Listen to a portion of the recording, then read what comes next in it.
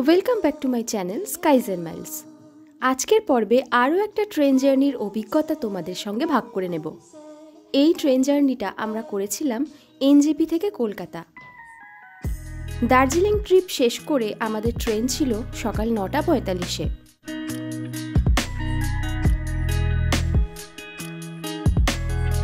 One 12364 Haldibari Kolkata superfast train, যেটা হলদিবাড়ি থেকে ছাড়ে সকাল 8:35-এ আর এনজেপি ঢোকে সকাল 9:35।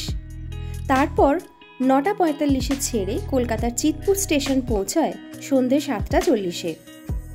620 কিলোমিটার পথ অতিক্রম করতে সময় নেয় 11 ঘন্টা, আর হলদিবাড়ি থেকে চিতপুরের মাঝে মাত্র 9টা স্টেশনে হল্ট দেয়। পৌঁছে গেছি এনজেপি স্টেশন। ট্রেনও অ্যানাউন্স হয়ে গেছে। ট্রেনটা হলদিবাড়ি ছেড়ে আসছে। হলদিবাড়ি, জলপাইগুড়ি, আর তারপরই থার্ড হল্ট হচ্ছে এই এনজেপি। এখানে ট্রেনটা ঢোকে 9:35-এ আর ছেড়ে যায় 9:45-এ।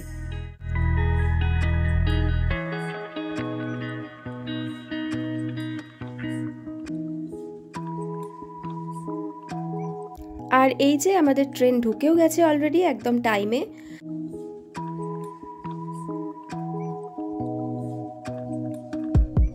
ট্রেনে 4 রকমের কোচ অ্যাভেলেবেল। সেকেন্ড সিটিং অর্থাৎ 2S, যার ভাড়া 210 টাকা। স্লিপার, যার ভাড়া হচ্ছে 360 টাকা। এসি চেয়ার কার, যার ভাড়া 770 টাকা। আর এসি 3 টিয়ারের ভাড়া হচ্ছে 945 টাকা। সব দিক দিয়ে কিন্তু এই ট্রেনটা তুলনামূলকভাবে বেশ সস্তা।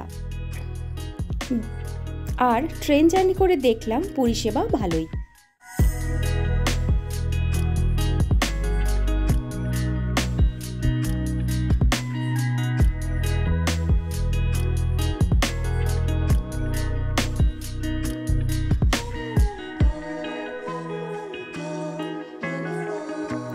মজার ব্যাপার হলো এই ট্রেনে খুব কম ট্রাভেলাররাই ওঠেন। বেশিরভাগ এনজেপি থেকে রাতের ট্রেনে কলকাতা রওনা দেন, কিংবা সকালের দিকে বন্দে ভারত আছে বা অন্য আরও কিছু ভালো ট্রেন আছে। বেশিরভাগ এই ট্রেনে যাতায়াত করেন ব্যবসায়ী মানুষজন, স্টুডেন্টস বা কোনো কাজে কেউ শিলিগুড়ি এসে বাড়ি ফিরছেন, এরকম। ট্রেনের টিকিট কিন্তু পাওয়া যায় মোটামুটি, তাই কোনো ট্রেনেই সিট পাচ্ছেন না, সব ফুল। একবার এই হলদিবাড়ি কলকাতা সুপারফাস্টে চেক করুন, ঠিক টিকিট পেয়ে যাবেন।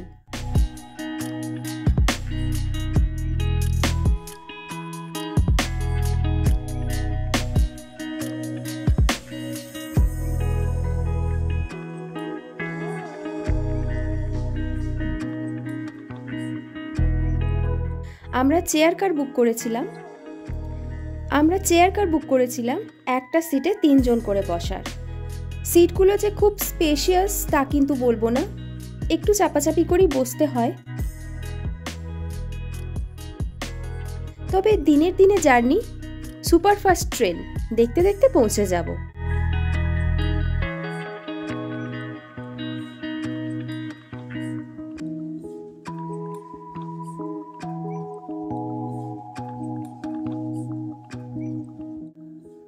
দেখতে দেখতে কিছুক্ষণের মধ্যে ট্রেন ছেড়েও দিল।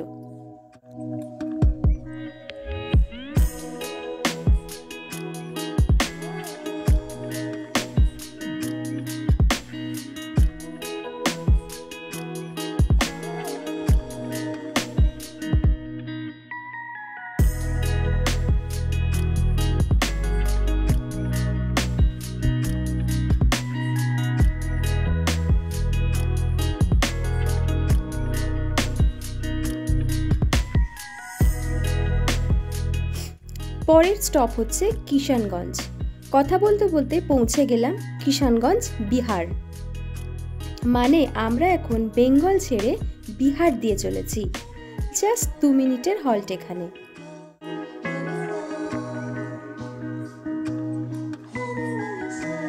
গাড়ি চলেছে দুরন্ত গতিতে। চলে এলাম হরিশ্চন্দ্রপুর। এবার ঢুকে গেলাম বেঙ্গল। এখানেও 2 মিনিটের হল্ট। কিন্তু গল্পটা হচ্ছে বিফোর টাইমে গাড়ি ঢুকিয়ে দিচ্ছে, তাই 2 মিনিটের জায়গায় 9 মিনিট এখানে দাঁড়াবে।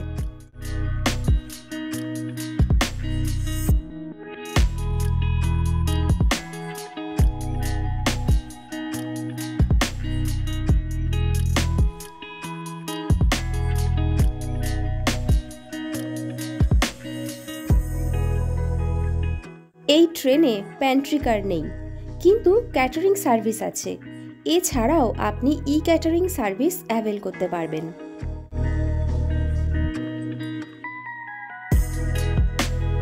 এইবার এসে গেছি মালদা টাউন। সময় বলছে 1:09। লাঞ্চ টাইম উপস্থিত। গাড়ি যথারীতি বিফোর টাইমে ঢুকে দাঁড়িয়ে গেছে। আমরা নেমে পড়লাম খাবারের সন্ধানে। আগের ট্রেন ব্লগে যেমনটা বলেছিলাম মালদা থেকে ডিনার কিনতে পাওয়া যায়, তেমনি লাঞ্চ টাইমেও এলাহি আয়োজন থাকে এখানে। ভাত রুটি থেকে শুরু করে বিরিয়ানি, চাউমিন, ইডলি, দোসা অনেক কিছু পাবেন এখানে। আর গাড়ি 20 মিনিটের ওপর এখানে দাঁড়ায়, তাই আরামসে খাবার কিনে নেওয়া যায়। তো আমরা রাইস থালি নিলাম আর দোসা, রুটি অনেক রকমই কিনলাম।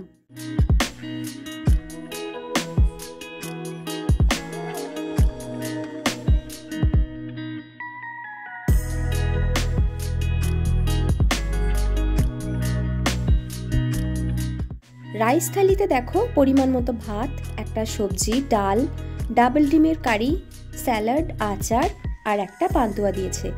প্লেটের প্রাইস পড়ল 140 টাকা। পেট ভরা খাবার আর কি সুন্দর প্লাস্টিক কন্টেনারে দিয়েছে সাজিয়ে। আর এই যে দোসা নিয়েছিলাম 70 টাকা করে।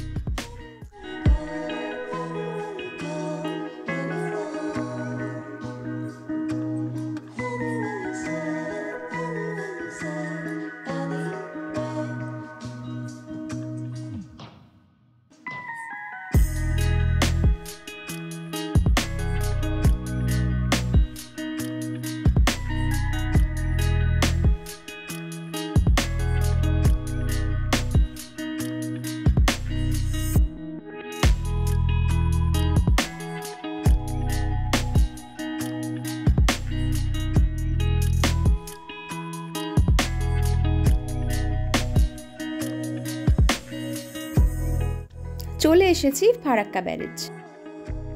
যাবার সময় রাতের বেলা ছিল, তাও না ঘুমিয়ে গেটে দাঁড়িয়েছিলাম। আর এখন দুপুর 2টোয় পেরোচ্ছি আমরা ফারাক্কা ব্যারেজ। ফারাক্কা ব্যারেজ পেরিয়ে পরের স্টেশন হচ্ছে পাকুড়।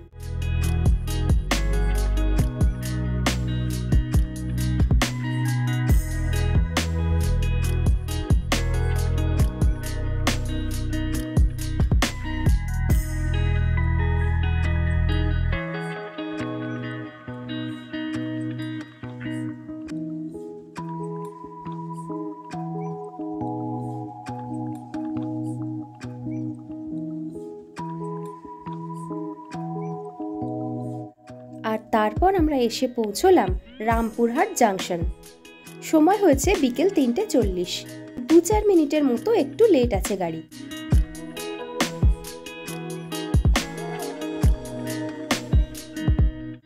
আর রামপুরহাট থেকে প্রচুর যাত্রীরা উঠে পড়েছে। তারাপীঠ, বোলপুর, শান্তিনিকেতন ভ্রমণ করে ফিরছেন সবাই।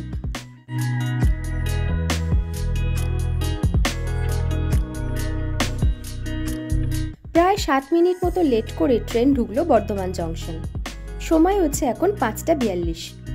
এরপর আর কোনো হল্ট নেই, একেবারে সোজা চিতপুর কলকাতা। দেখা যাক ট্রেন লেট করে নাকি প্রপার টাইমে ঢোকায়।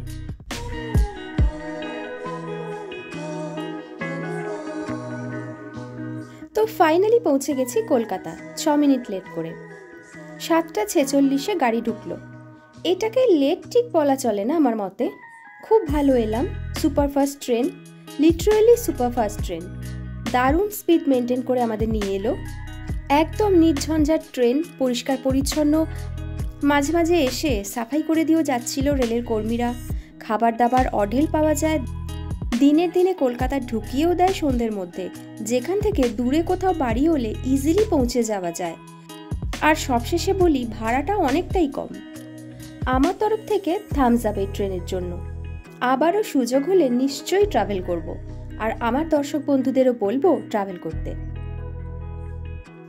এই হলো চিতপুর স্টেশন, যেটা বেলগাছিয়াতে রয়েছে। স্টেশনের বাইরে পেইড কার সার্ভিস আছে, ওলা উবের তো পেয়েই যাবেন। কাছাকাছি মেট্রো স্টেশন বলতে শ্যামবাজার মেট্রো আছে। আজকের ট্রেন জার্নি ব্লগ কেমন লাগলো আপনাদের?